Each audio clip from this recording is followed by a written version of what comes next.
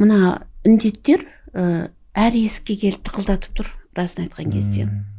Егерде былтырғы зерттеуге қарағанда, мысалы жаңағы наркомания мәселесі 12 отбасының біреуінде кездесетін болса, биыл 8 отбасының бірінде кездесетін.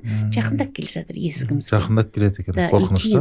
Бәрінен де әкелерге байланысты. Осы бүгін солардың сондай жалпы тәуелділікке ұшыраған адамдарды емдейтін орталықтар бар ғой. Біздің психологтарымыз сол жерде жұмыс істейді.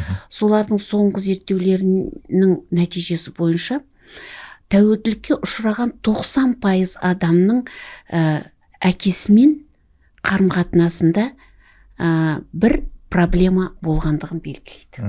Дәлелденген дейсіз ғой. Әйел кісіде де, ер кісіде де бар екен.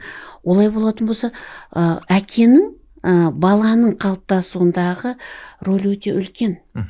Енді ол әртүрлі әкелер бар ғой. Абьюзер әке бар, жалғыз басты ана тәрбиелеп жатқан бала бар, әкесін көрмей, сағынып өскен, немесе соны жек көріп өскен бала бар.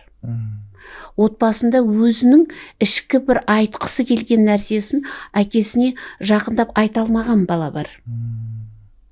Сондықтан бұл ойланатын, басқаларды қойғанда аналар да ойлану керек. Мен бүгін балам менен әкесінің арасын қалай жалғастырам деп. Себебі әр отбасында мен қашанда айтам, медиатор да, модератор да ана.